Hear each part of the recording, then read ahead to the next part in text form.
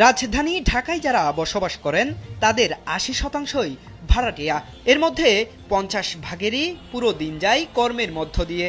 অনেকেই ব্যস্ত থাকেন রাতের প্রথম অংশেও।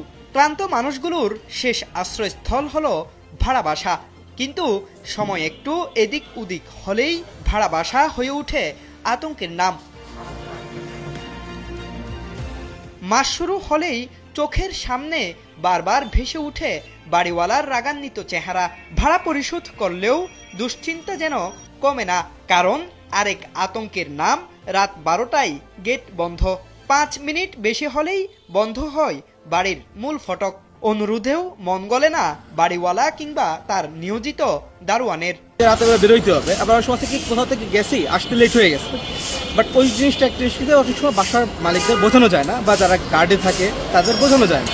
তারা কিছু রেস্ট্রিকশন দিয়ে রাখে, তো ওই ভিত্তিতে সব কিছু সমস্যা। অফিস শেষ করে অনেক সময় দেখা যায় যে কিছু কাজ থাকে, কাজ করে এসে আসতে লেট হয়ে যায় আর কি। তো এই জন্য দেখা যায় অনেক সময় বাসায় ঢোকাও খুবই কষ্টকর হয়ে দাঁড়ায়। তো এটা মনে হয় যে একটু সংশোধন করলে ভালো হয় আর কি আমাদের জন্য। রাত হতেই পারে, তাই বলে জায়গাটা বন্ধ করে সে ঢুকতে পারবে না, কোন কেমনি রাত্রে রাস্তায় থাকবে সে সম্ভব না। ১২টার পর বাড়িতে ঢুকতে গিয়ে কখনো কখনো বাকবিতণ্ডায় লিপ্ত হয় ভাড়াটিয়া ও দারোয়ান। ভাড়ার পর সার্ভিস চার্জ দিয়ে কেন এমন নিয়ম, সেই প্রশ্নের উত্তর নেই কারো কাছে। শুধু বাকডাউনটা হয়েছে অনেকে ঢুকতে দেয়নি। পরে আমি জোর করে ঢোকার চেষ্টা করছি, যে আমি তো কাজে গেছিলাম, আমি তো ফালতু কোনো কাজে যাইনি। আমি মনে করি যে এক্ষেত্রে গেটম্যান, বাড়িওয়ালা এবং আমরা যারা ভাড়াটিয়া যারা যেখানে থাকি, তো সবার একটা কোঅপারেটিভ যে আন্ডারস্ট্যান্ডিংটা আছে, সেই আন্ডারস্ট্যান্ডিংয়ের মধ্যে আসতে হবে, না হলে এইটার সমস্যার সমাধান সম্ভব হবে না। এদিকে ইচ্ছে মতো বাড়ি ভাড়া, গ্যাস, বিদ্যুৎ এবং পানির বিল বাড়ানোকে বাড়িওয়ালাদের স্বেচ্ছাচারিতা বলছেন বিশেষজ্ঞরা।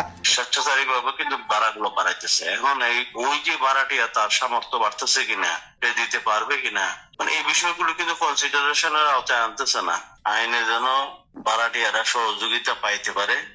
কোনো জায়গায় সে যদি প্রবলেমে পড়ে, তাহলে কিন্তু মানে এই ধরনের ঘটনাগুলি কিন্তু মানে চেঞ্জ হয়ে যাবে। তবে এবার ঢাকা শহরে কোন এলাকায় বাড়ি ভাড়া কত হবে তা নির্ধারণ করবে সরকার। এ ব্যাপারে উদ্যোগ নিচ্ছে ডিএনসিসি। এছাড়া ভাড়াটিয়ারা যখন ইচ্ছা প্রবেশ এবং যখন ইচ্ছা বের হতে পারবেন, সেই অধিকারও নিশ্চিত করবে ডিএনসিসি। বাড়ির মালিকরা বলছেন, ভাড়াটিয়া ও ভবনের নিরাপত্তার জন্যই রাতে নির্দিষ্ট সময় পর মূল ফটক বন্ধ করে দেওয়া হয়।